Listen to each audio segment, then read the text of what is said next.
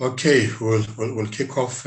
So we apologize that we're not having a video clip to showcase some of the hospitals that we have within Clinics Health Group this evening. And welcome to Clinics Health Group's weekly webinar. My name is Raymond Bila. I'm the Group Medical Officer for Clinics Health Group, and it's a pleasure to welcome all of you. And I see there are quite some regular attendees, participants who have been joining us from the beginning when we started streaming this webinars with your support and the support of the medical fraternity, whose speakers who come from different universities, different hospitals, both public and private, and colleagues. We are just thankful and grateful for your support. And this evening, we are once more excited to be bringing you another presentation from one of the esteemed leaders within the medical field, also a health activist himself, who will be talking to us on the passion that he has for orthopedic surgery. And this evening, just before we do that, we just want to remind everyone that these webinars are CPD accredited. So when you register, please make sure that you give us your full details, your name, surname, your registration number, and also the registration body that you're affiliated with or registered under, and the correct registration number. So that after the end of the presentation, we submit this information, the details back to SAMA, HPCSA in particular, because those who are registered under the Health Professions Council of South Africa, they will have their. Can you please mute yourself? Those who've just entered, please mute yourselves. So once you've registered, you've given us the full details. We send this back to the Health Professions Council of South Africa, and there's an automatic registration and allocation of the CPD points. And others who are not with the HPCSA, please do indicate your council and also registration number. We send this, and they may give you a certificate of attendance. And as I said, please make sure that you mute yourself, mute your mic, and switch off your video. And during the presentations, if there's any question that you have, please do not hesitate to post your questions on the chat box. And at the end of the presentation, the speaker will be able to answer and field to those questions.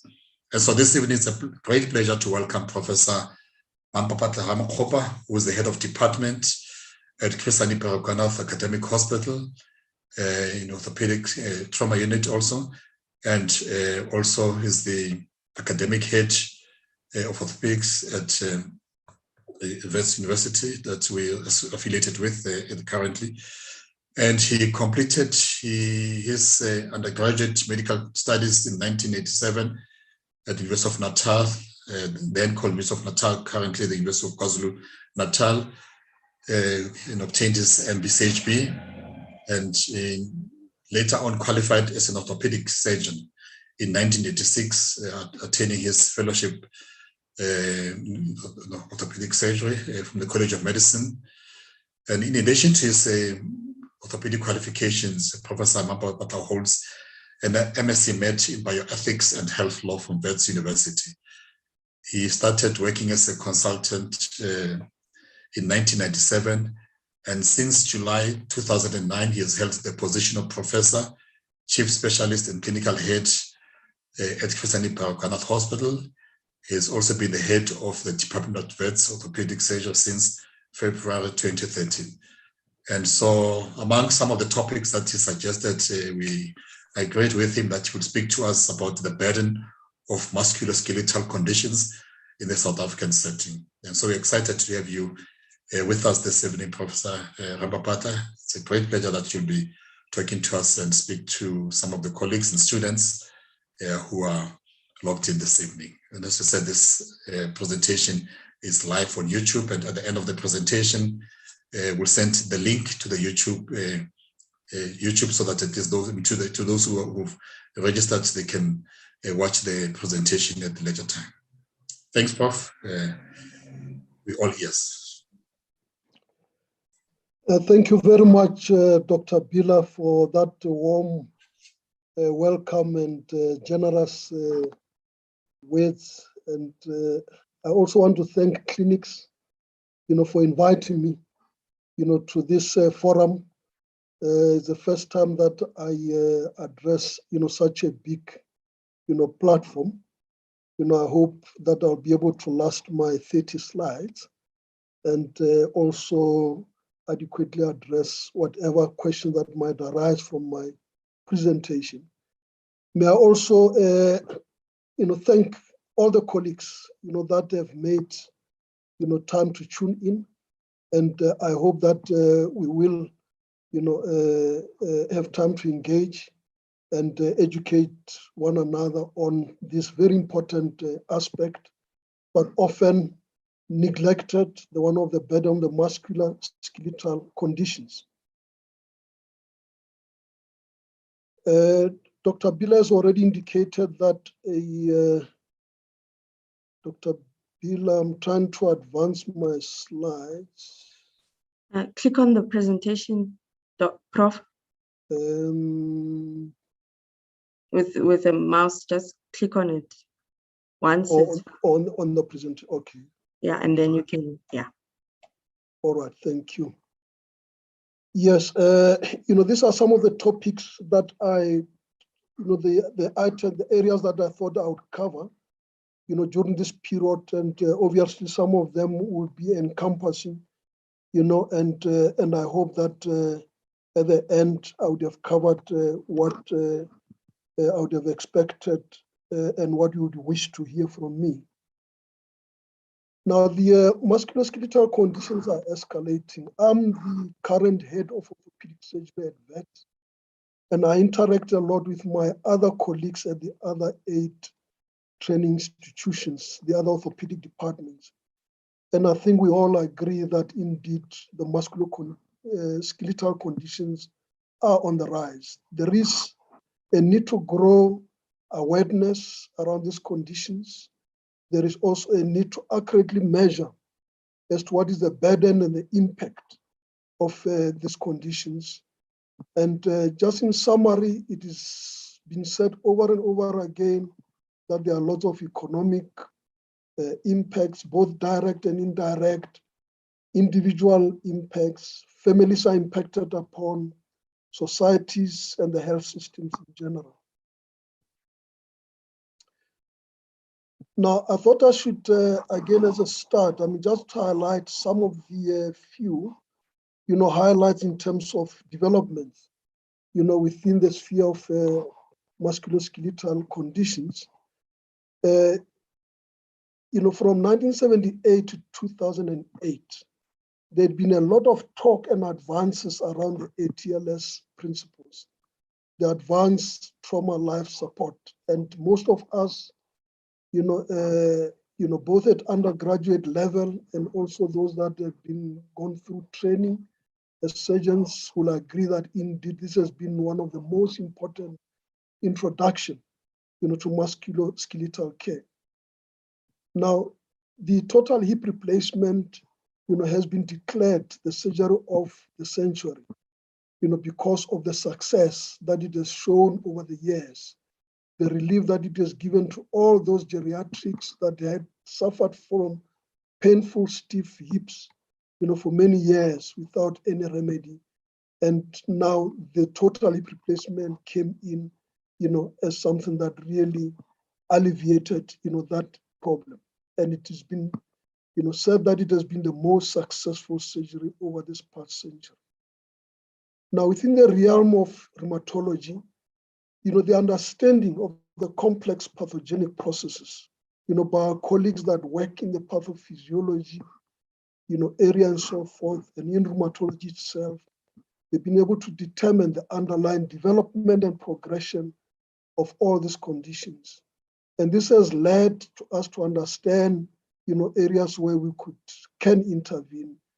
And the remedies that have come about, they've been more effective therapies, biologic, synthetic disease-modifying drugs, and all this have improved the outcomes.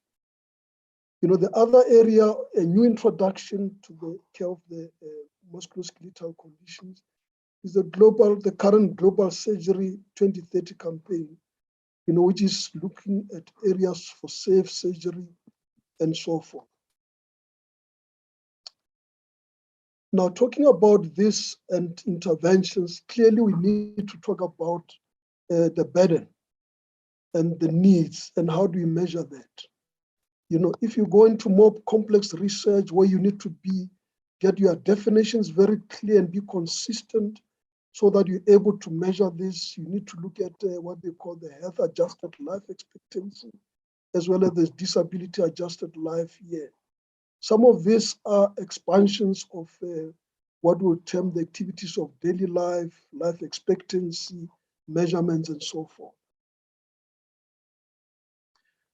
Now, these measurements will include, amongst others, the incidence and the prevalence, the impact of musculoskeletal conditions, the physical, psychological impact on individuals and nations, as well as economic impacts, which often it's underestimated.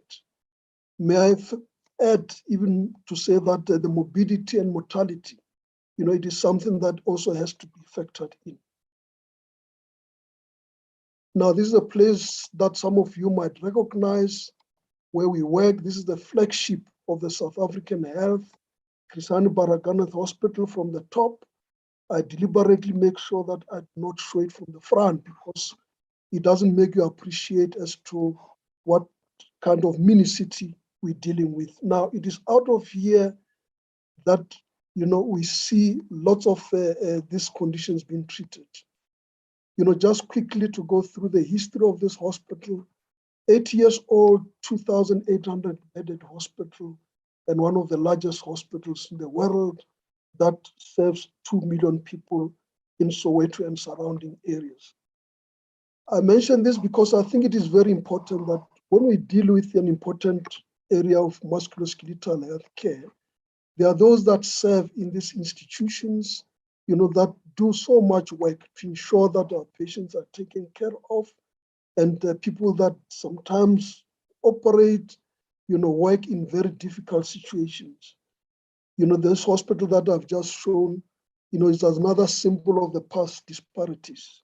You know, lack of good record keeping, you know, lack of proper, you know, follow-ups and so forth, because you're dealing with indigent patients that sometimes do not have the time, you know, to come, you know, up and down for the follow-ups and so forth. Indeed, we see diverse musculoskeletal diseases.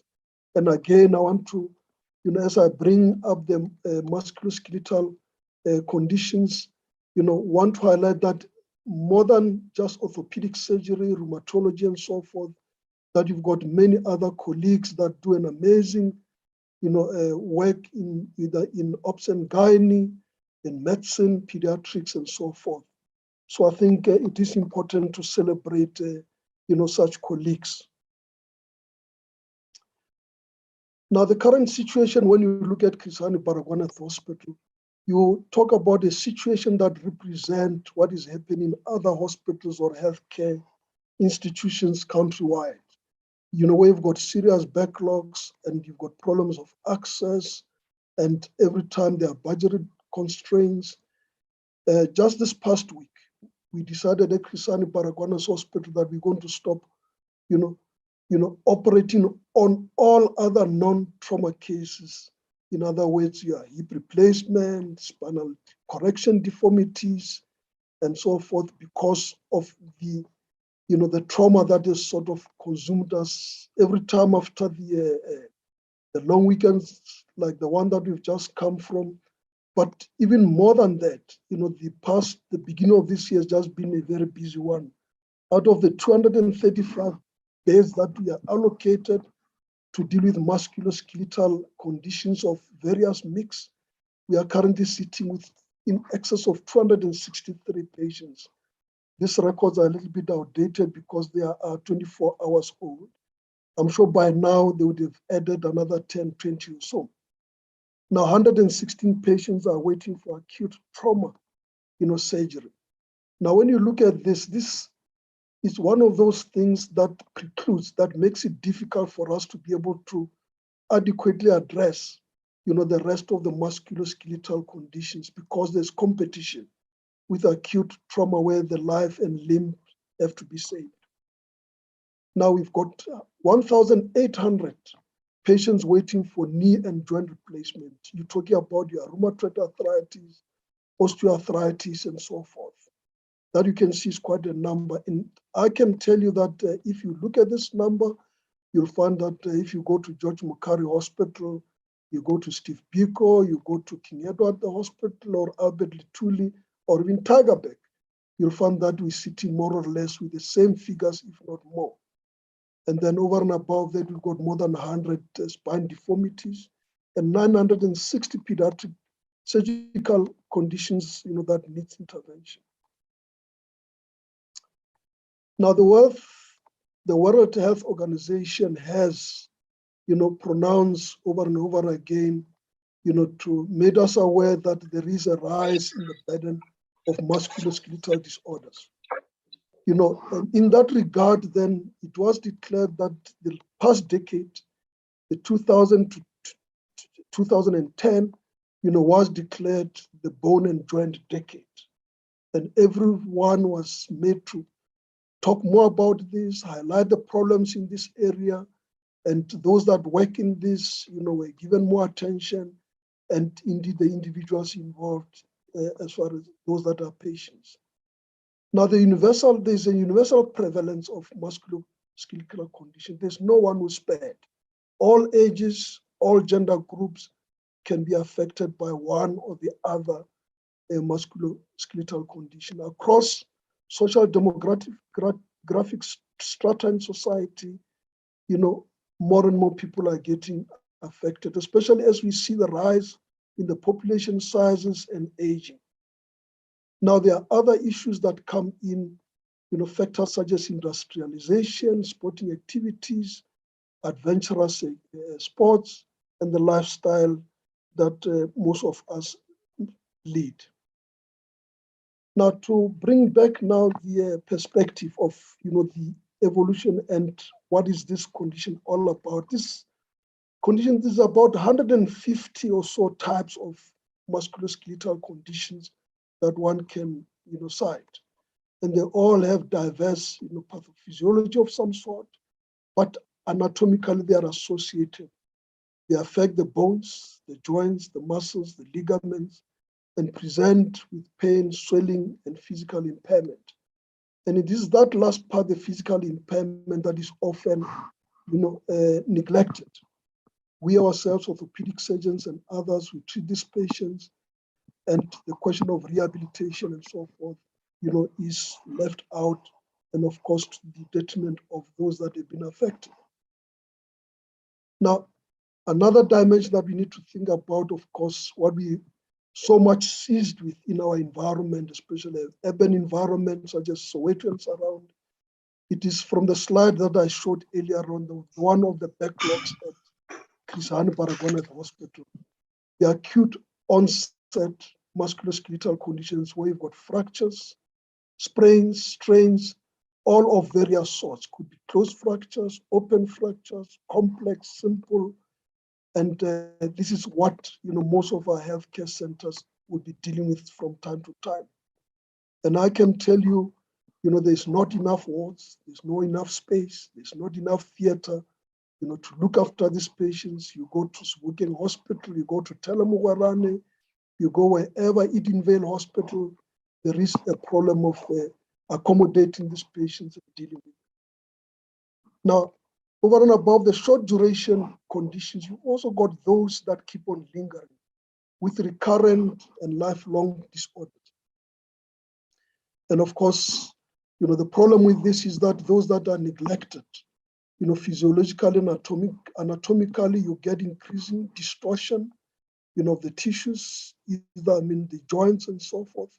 And do not forget that, rapidly progressing conditions such as tumors, infection, ischemic necrosis, like what we see in the hip, avascular necrosis, are conditions that are quite prevalent within our environment.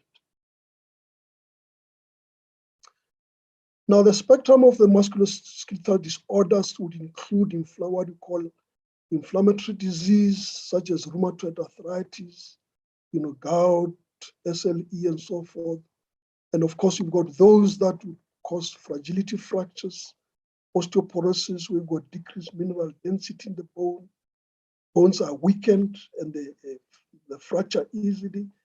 And of course, we shouldn't forget what is even more common, osteoarthritis and sarcopenia, weakness of the muscles that develop, when all of us age and makes us not to stand firm and,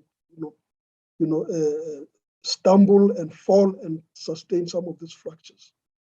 I've already alluded to the question of the tumors, infection, either standalone or those that are related to, HIV or to TB. TB, which is still quite prevalent, not just pulmonary, but also extrapulmonary, which we see so often in our orthopedic environment. Then you've got those conditions, that would be very unclear, and all of us sometimes will dismiss patients as being malingering and so forth, either neck pain, back pain, fibromyalgia, and so forth. It is important when we talk about this or when we deal with patients such as this ones that we look for those red flags that might, be an indicator that we're dealing with something more serious. So that is why access is so important, because some of these patients with backache and so forth might be dismissed only to find that the patient is walking around with a TB of the spine or something even more serious, that is eating, the bone in the back because it's hidden at the back. Now, activity-related injuries, it is something that we see, quite often, all the time, all days of the week. Occupational injuries, sport injuries in a society, a nation that is highly sporting, soccer, rugby, basketball, and whatever. And of course, even more concerning are the high velocity injuries that get sustained in car accidents and industrial places of work. And those would present with even more complex fractures, dislocations, or a combination that becomes even more costly for the healthcare system. Now, when you look at the World Health Organization talking about the spectrum of musculoskeletal condition, there is a tendency to, put pediatric developmental conditions out there, down there. But I can tell you, I don't think it's just an omission. I think it's just the fact that there's just so much of this, to deal with, that sometimes pediatrics takes the backseat. But, in our situation, as I indicated in the previous slide, we've got well above 1,000 patients, children that are waiting for surgery of one kind or the other, to be able to make them to walk, play like other kids, and also to be able to ride or to look cosmetically, to have acceptable cosmetic appearances. Now, the four major musculoskeletal conditions that we see in our general practice and also in our outpatient departments, we'll all agree, I'm sure, that we'll see the elderly that we present with osteoarthritis, often of the weight-bearing joints, the knees, the hips, and this is what diseases that occupy, most of our orthopedic, arthroplasty space. And 9.6 of this will be males and 18 female. Now, the rheumatoid arthritis affecting a small population in society, but affecting multiple joints, and there might be other systems affected, and the complications, if not well attended, can be quite dire. Osteoporosis that we see, decreased bone mineral density with a microstructural deterioration of bone, which often result in fractures that are often seen in the hip, the fracture leg of femurs of the elderly, the vertebral fractures that happen with even simple activities like coughing, bending in an awkward position, or those adults that fall and land on their forearms, presenting with fractures such as collis and so forth. I want to add at this point in time that the common fracture that we see, the hip fracture, it has become an area of focus, both in our local environment, but even internationally, because it's one of those telltale signs that if not well attended, appropriate preemptive measures taken to ensure that the health of bone is taken care of in a multidisciplinary fashion, and that those that do fracture, they are attended to expeditiously, that you can actually end up with some of these elderly patients, die with a mortality of 20%, and of course 50% permanent loss of function. Now, the last condition of the top 4 that the World Health Organization has identified is that of low back pain. There's none of us here of the practicing doctors, physiotherapists, and so forth that would, tell me that they've never come across patients presenting with back pain. It affects almost 100% of people in a society, and at any given point in time, you've got 40 to 33% of the population that is affected. Now, the individual sufferers, our health system, the social security systems, population and society at large, they are impacted upon by these conditions. There is an impact that I referred to, economic, which can be direct on the healthcare expenditure. As we see, our budgets are increasingly under pressure. Of course, the individual and the fiscus, also get impacted upon. Then there is also the indirect loss to productivity at the workplace. Lots of, work, people at the workplace, that go off on sick leave because of backaches or one kind of, different kind of musculoskeletal conditions. Now, the impact on the comorbidities, especially in conditions such as rheumatoid arthritis, who could have some of the systemic problems, it is something not to be underestimated.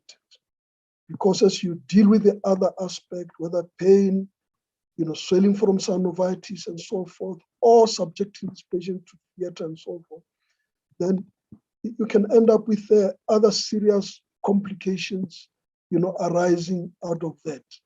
For instance, the non-steroidal anti-inflammatory drugs have been found to induce peptic ulceration. And some patients have actually, bled from their GIT system, so that they end up losing their lives. Again, if the necessary risk assessment and precautions and expedient treatment are not taken care of.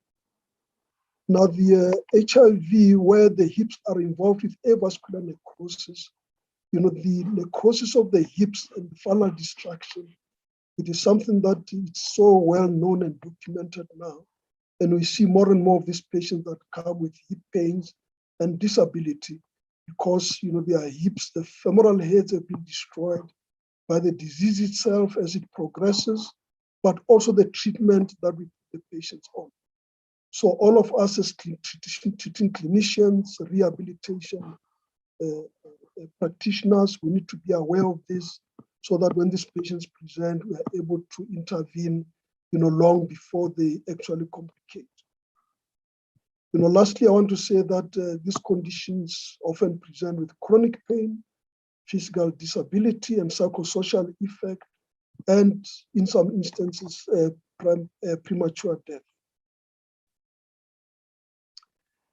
It is worthwhile to note that the World Health Organization has made, these observations following some of the research that was conducted worldwide. And on the 8th of February 2021, they brought this information to us that approximately 1.71 billion people worldwide are afflicted with these conditions. And of course, it was found that low back pain, as I alluded to earlier on, that carries the highest burden, affecting 568 million people in the world. The musculoskeletal conditions, with regard to them being a cost driver, a demand, putting lots of demands on the health system, they've been found to be a leading contributor to disability worldwide, and they be found to be very demanding on our rehabilitation systems.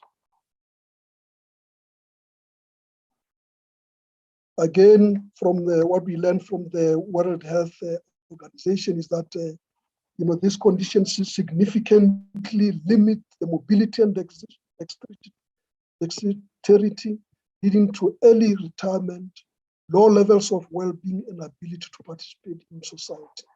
And this does not only affect the individuals, but it also affects those that work with them and those that relate to them in the home space. The population size and aging has been, identified, as a cause of this rapid, rise in the musculoskeletal disorders. The disabilities associated with musculoskeletal disorders is projected to increase even exponentially in the next decade or so. Now, in our local setup, there are challenges that face us like in any other developing country, either on this continent or elsewhere. And this affect, affect and impact negatively, on our ability and efforts to reduce the burden of the conditions. I've spoken about, the situation that we have at places like Chris Hani Baragwanath Hospital and similar places like George Mukari, Tigerberg, King Edward, where you've got a high level of trauma from either motor vehicle accident, domestic violence, injuries on duties, that clog up our emergency services. And at the end, most of these patients end up being admitted to the wards and occupying spaces for patients who suffer from conditions such as rheumatoid arthritis, osteoarthritis, and the like. You've also got sport injuries. Now, with the limited budgets, facilities that cannot cope, and of course, in many instances where we do not have the expertise or the equipment, it really makes access, to healthcare. It limits access to healthcare, and often these patients then present late with even more complex conditions that now, need even more serious attention, prolonged stay in hospital, but also even the surgical interventions are even more complicated. One can say that the entire African continent, lack rheumatology services, and the research is lacking. We are underfunded, it's neglected. And one can understand because you're dealing with a situation where the resources are scarce and there are more life-threatening communicable diseases such as malaria, TB, and HIV to deal with. Now, globally at the level of the World Health Organization, the burden of the global disease, it is something that is assessed from one year to the other, and there will be all these studies and presentations of the results that would then indicate from one contingent to the others to how much do they contribute, to the burden of care. Now, the musculoskeletal conditions again, they are the highest, contributors to chronic, healthcare, long-term disability, consultation with healthcare professionals, which is something that I indicated earlier on, that we all see these patients, in our rooms, on our OPD and so forth. Now, despite the fact that, when you look at the total burden of disease, that in developing countries, these conditions contribute, 3.4%, and in developing countries, 1.7%, half of that. But despite this, when it goes to chronic, more protracted care, they're more demanding. More demanding because the cost, the healthcare system, patients that come in and out for more medication for pain and other stuff, but then, the rehabilitation that these conditions require. Now, our local scenario is the one such that we do not have, expertise in the area such as rheumatology. When I looked at the last statistics, this might have changed. We look at 1 to 35,000 rheumatologists in some of the areas in our country. And then in other areas, you got 1 in 1.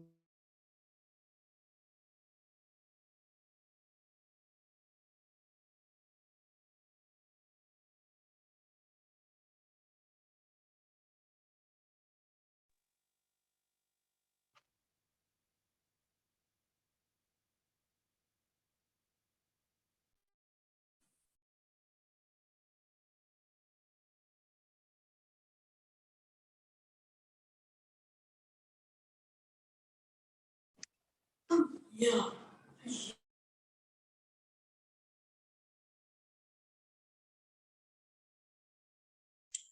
I'm not sure if we have lost.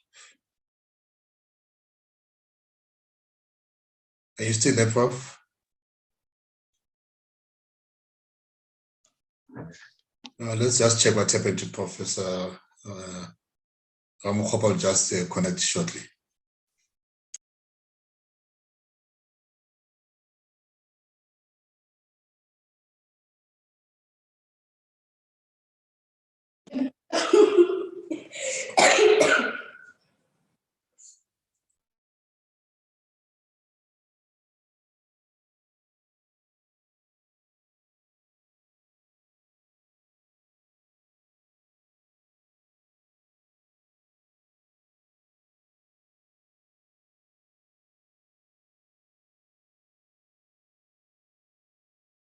Statistieke gegee oor die muscular.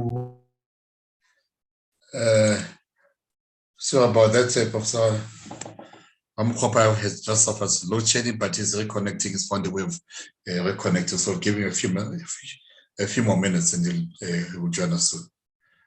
I thought I was the one who had a problem, but it's on his side. But he'll join us very soon. So we just give him a few minutes, and he'll reconnect. We are living in interesting times with load shedding and all other service challenges that we have in our country now.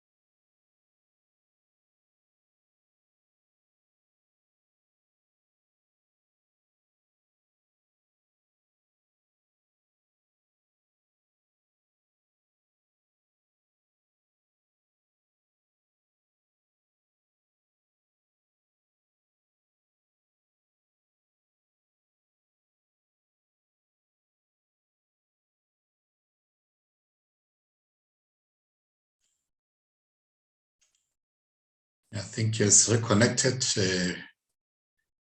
Will give me a chance to load the presentation once when we pick up from where we left off.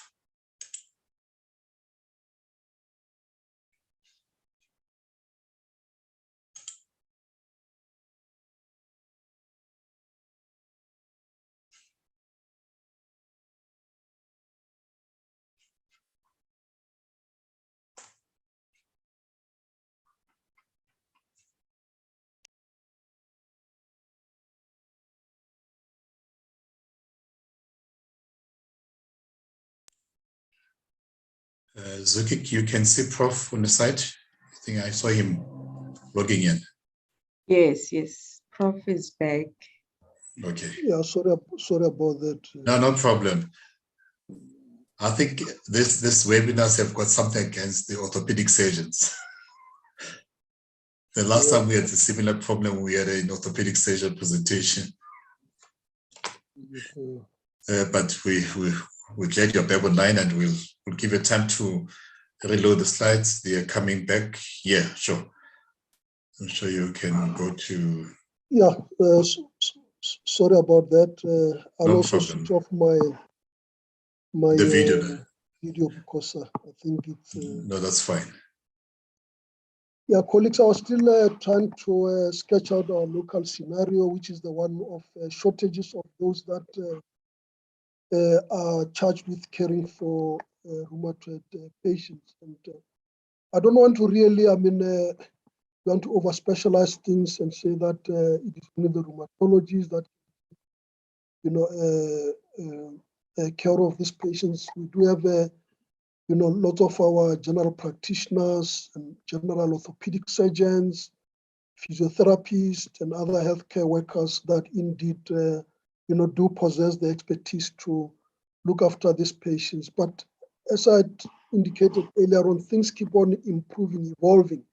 So we all of us, we do need some kind of support so that we're able to move, with the new trends and developments. Now, if you've got a situation like the one that I've portrayed here, where you've got this huge disparities, in terms of the availability of those that would now and again enrich us with their knowledge, it is a problem. Now, you look at a place like Limpopo, which from the stats that I looked at, we have no single rheumatologist. The Eastern Cape, with a population of 6.9 million people, there's only one rheumatologist.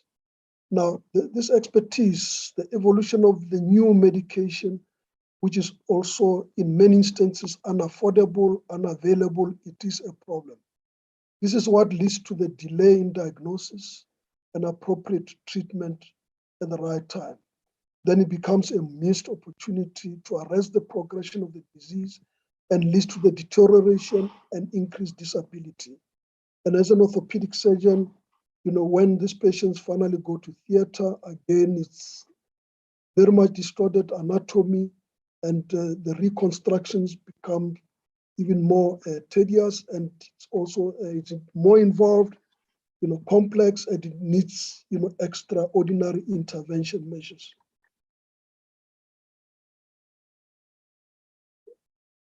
Now, the impact of these conditions is quite pervasive. We need robust and relevant health policies, to support intervention measures, and it deserves priority of some sort, with areas, with measures such as awareness, education, and early intervention measures being taken care of. Now, the European League and the American College of Rheumatism have worked on new criteria for rheumatoid arthritis, and that assist in making early diagnosis. They are more sensitive and more specific.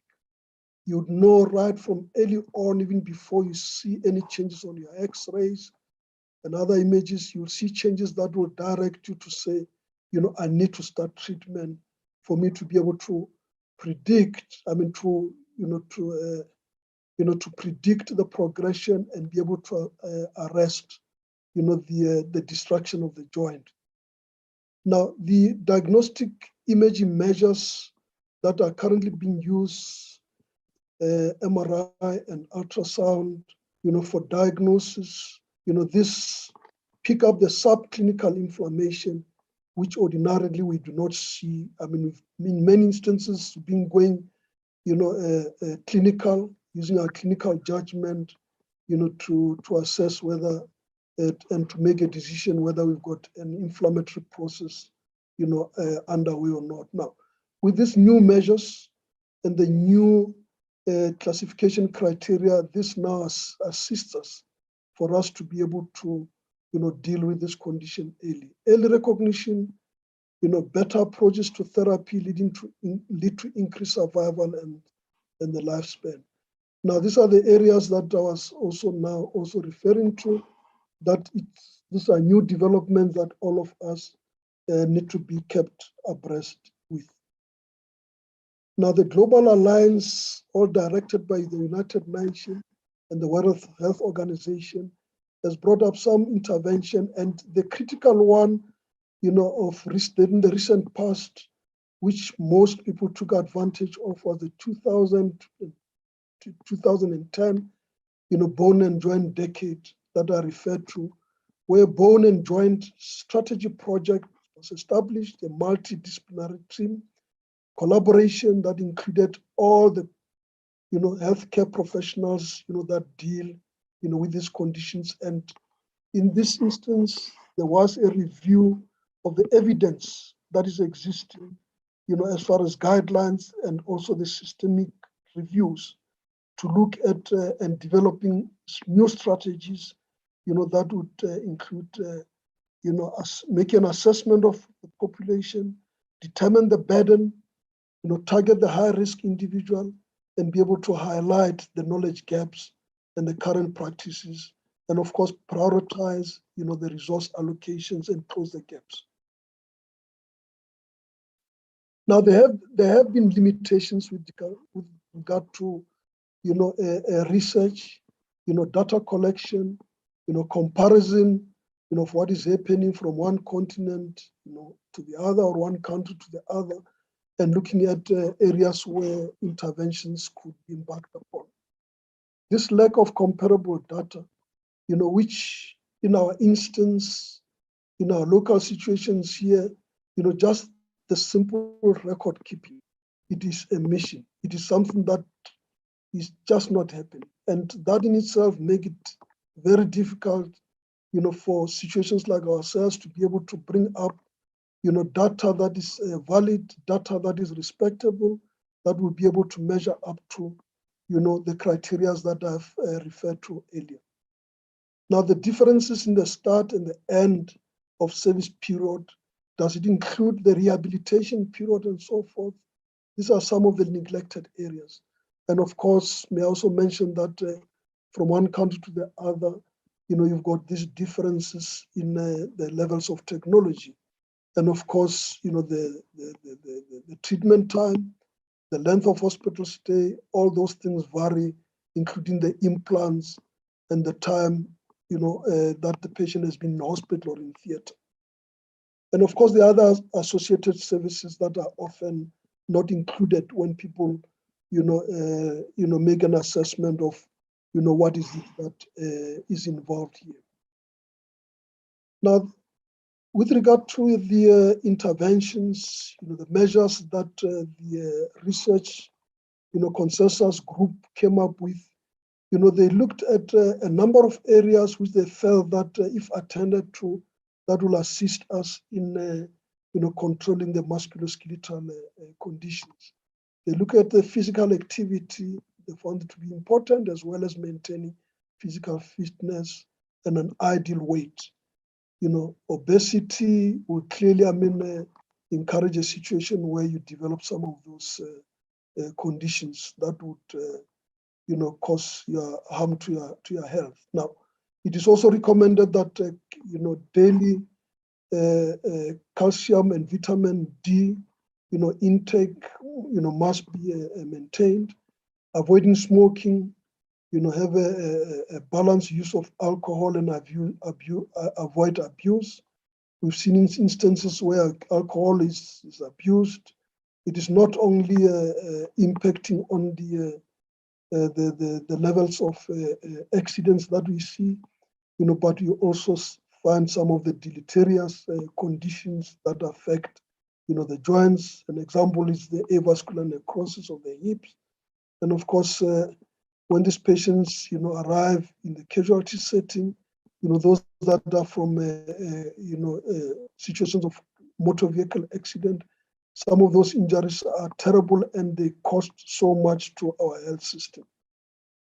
Now, the promotion of accident prevention programs, such as we saw in this past weekend, when people were traveling all over the country for holiday, it is something that you would wish could be happening, all the time, control of the speed limits and ensuring that everyone, both the drivers, the passengers, and also pedestrians and the communities at large, that they are safe. Now, health promotion measures is something that often is neglected in the workplace.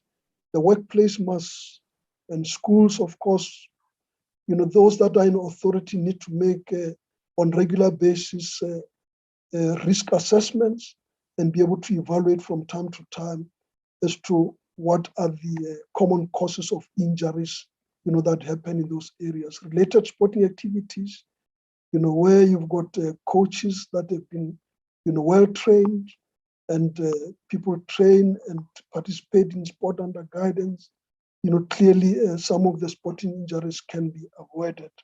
And of course, overexertion of the musculoskeletal system is also something that we want to pay attention. At the end, the greater public awareness of musculoskeletal condition, it is what would make us to be able to win. I want to thank all of you for your attention, and I apologize for that interruption. Thank you. No, thank you very much, Prof. Mmampapatla Ramokgopa. It has been a great presentation. I think just give us a good overview of the musculoskeletal conditions and just letting us through the disease progression that we are facing in the country, and also that the prevalence, especially amongst the 60-year-olds that we are seeing, and also the socioeconomic conditions that we are living under that are making it a bit difficult to proceed and address this problem. It's going to be quite an enlightening discussion. As someone says, as usual, excellent, many thanks. We'll take a few questions, and I'm sure others will follow suit. And I think colleagues, please do not hesitate to post your questions as we go along, and Professor Ramokgopa will be able to answer those questions. I think there was one of the first slides that you showed. Shows I think it's about osteoarthritis, and I think that's the numbers. That is the reason why your female osteoarthritis cases are about double those of the males.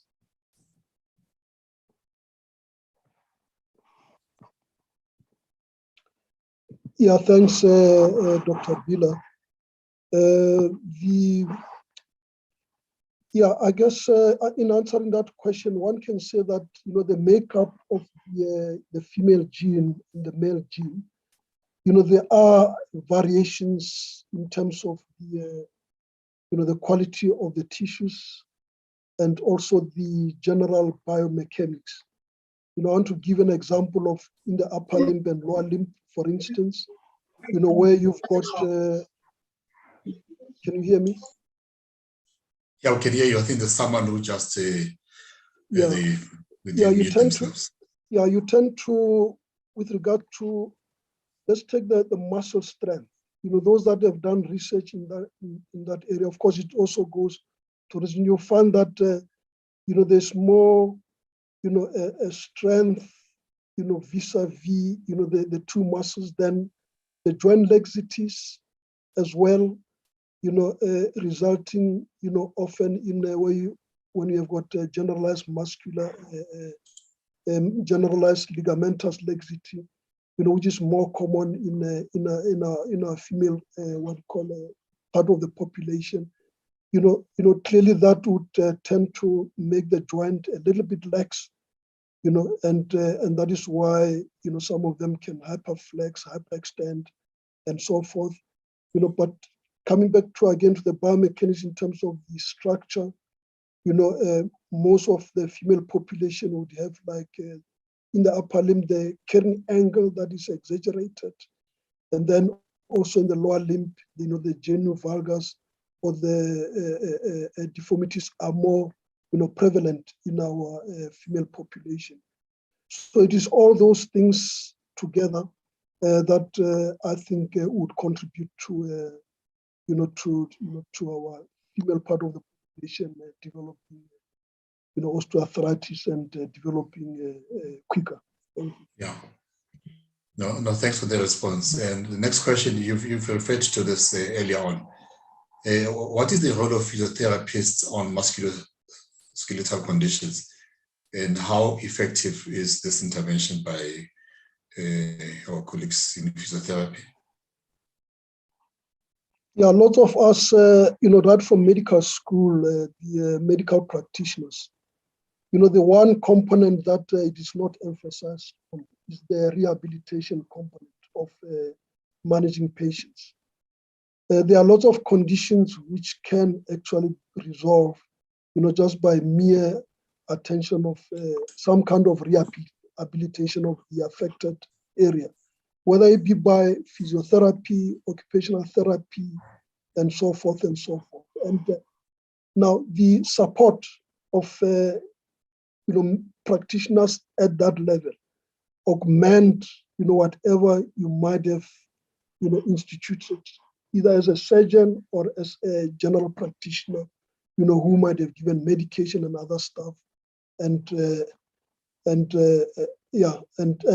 overemphasize the fact that you can do a nice, beautiful operation according to the book, but if the rehabilitation is not taken care of, that patient might have a good hip replacement, knee replacement, and end up not walking, or end up not regaining the range of motion that you so much desire to have. Okay. Generally, as a rule of thumb, how soon should rehabilitation kick in post-op?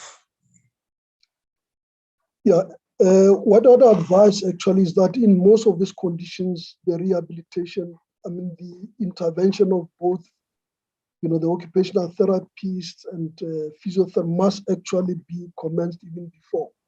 In other words, it will be wise to have a pre-op assessment by some of those colleagues, because in some instances you can actually, avoid unnecessary surgery. And you also, for those patients that get operated, you do not want a situation where they start to see a rehabilitation, expert seeing them for the first time when they are in serious pain and they do not know, what a crash or a walker looks like. So all those things are very important, that we all be aware of and ensure that we do things appropriately. So the rehabilitation must start, very early, in situations where the patients have not been seen before, even more important. Okay, thanks a lot for that.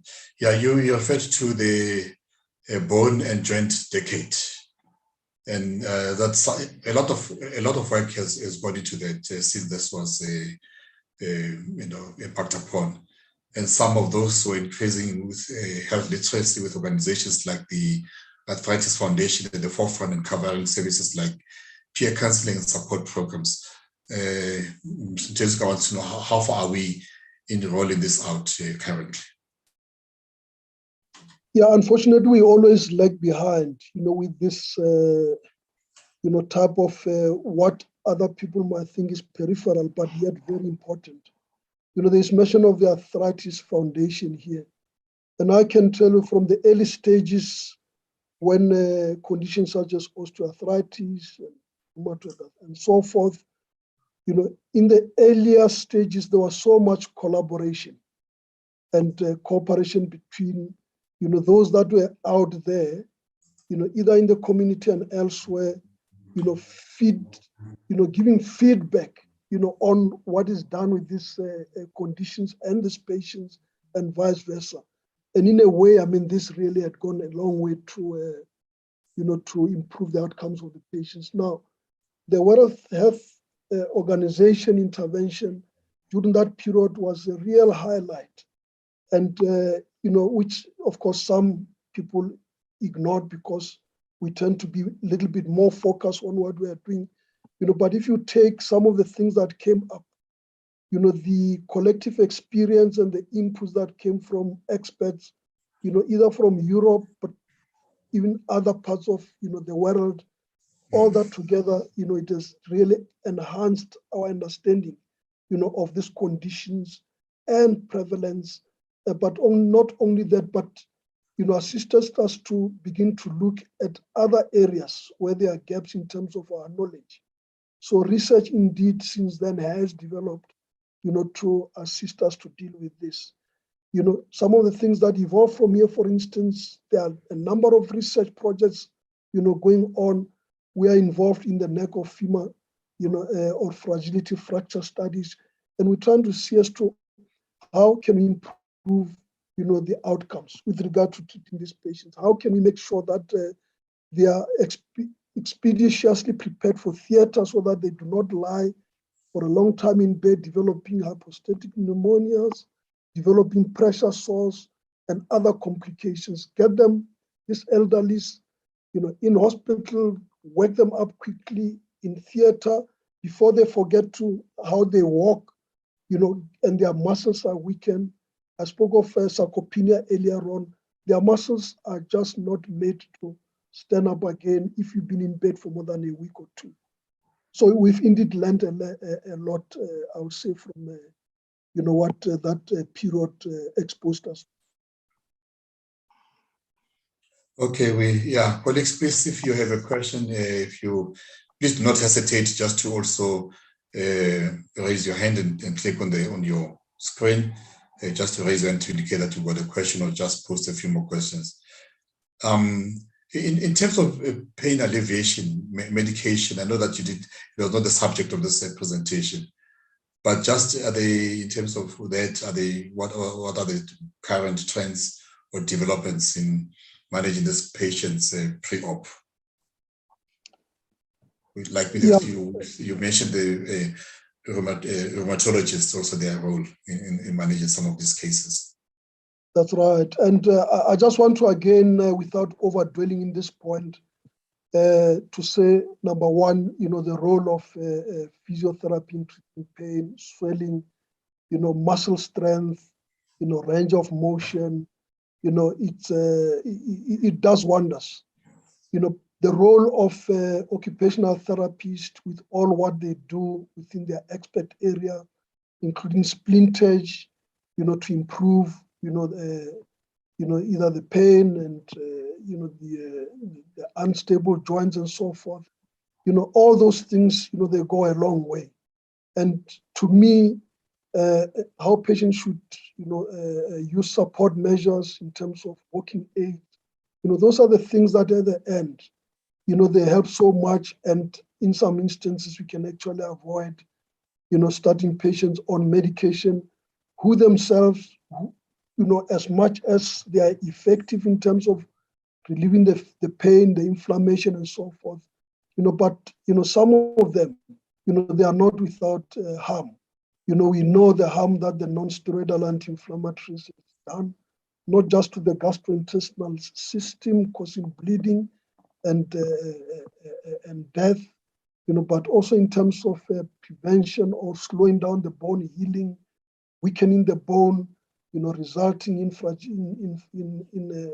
fractures, in situations where you've got, avascular necrosis from this. But then you'll have drugs that, from time to time get introduced that indeed, try to avoid some of these complications. So it is a question of us again now, in collaboration with our colleagues in rheumatology, in general medicine and so forth, working on improving on the regimens, for ensuring that as much as we relieve the pain, we get the patients to be mobile, that we also look at the safety measures, especially in the elderly who cannot take most of the medication, which might, cause harm, either to their,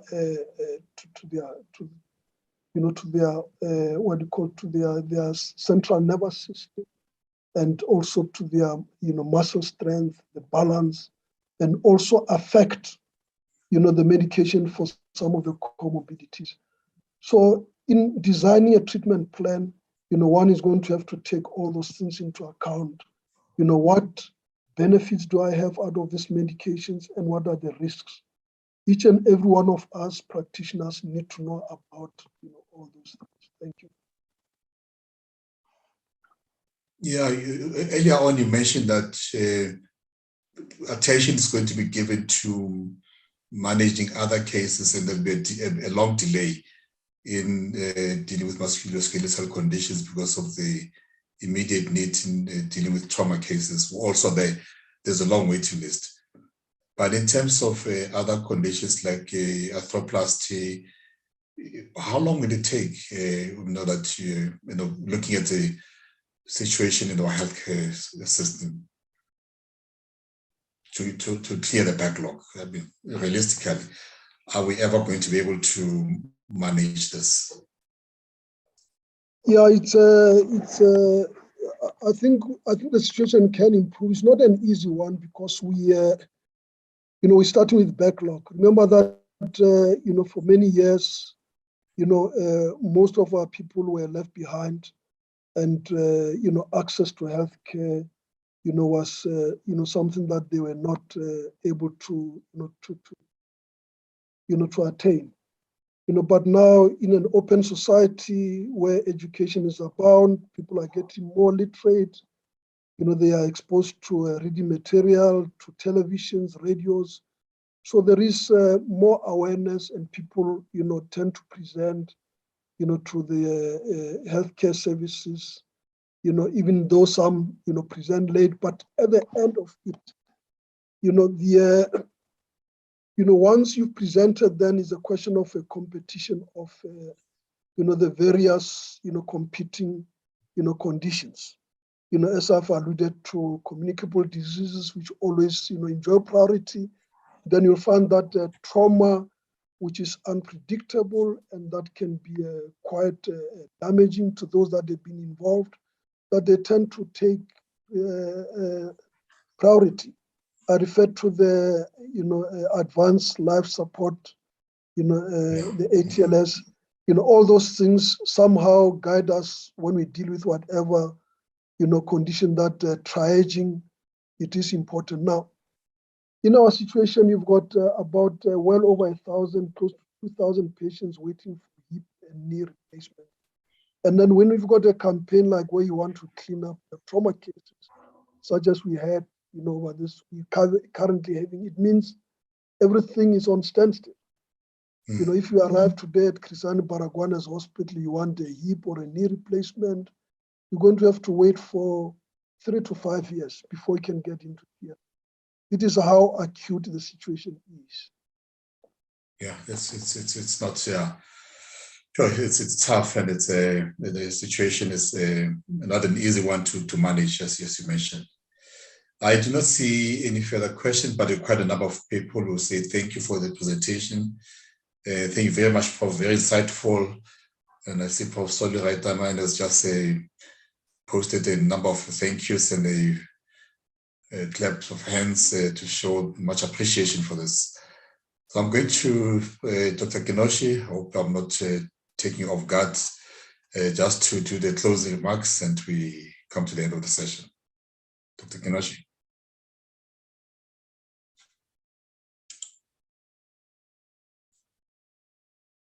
Hi, Ray.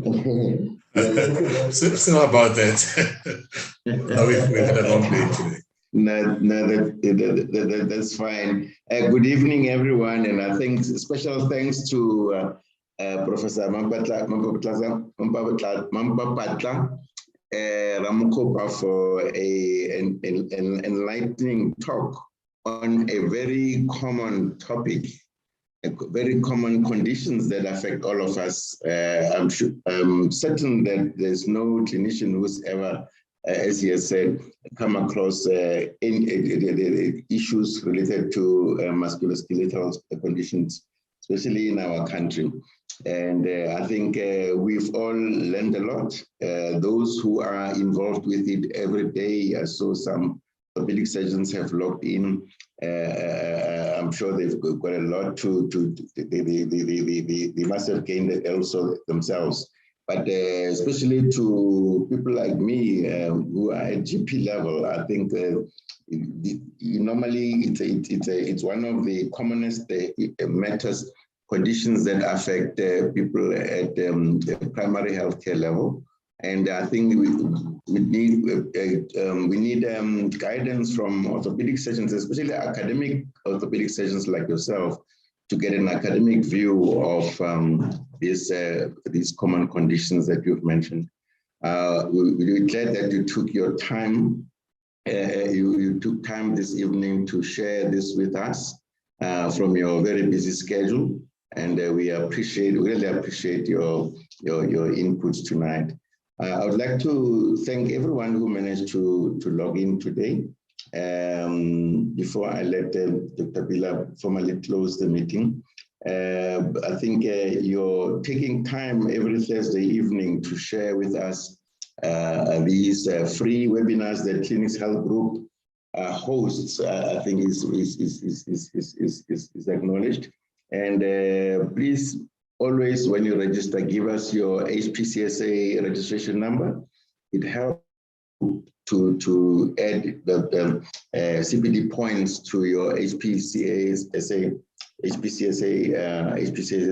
status. And you can actually check. We don't send the points directly to you, but if you check your status with HPCSA, you log in and check your CPD status, you'll see that we, as clinics, send the numbers in there added to your status on the HPCSA records. So please give us all the information that you have. You can ask any question about the CPD points at any time. And also inviting you to suggest new speakers to us and new topics as well. You can even volunteer yourselves to speak, and we will put you on line to be one of the speakers in the coming weeks. We hope we will be able to host these webinars for as long as we can at clinic's cost. We should also thank Dr. Bila, our webinar host, who does this so well every Thursday, and also our background technicians. I think today we have Suki, am I right? Dr. Bila? That's Suki. That's right. Thank you very much. Over to you, Dr. Bila, to close the session. Thank you. Good evening. No, thanks. You've done everything that you wanted to hear. Thanks a lot, and thanks to Professor Mmampapatla, commonly known as Billy. It's been a pleasure to listen to you this evening, and we've been well fed. And thanks, colleagues, and have a good evening. Thank you. Thanks. Thank you.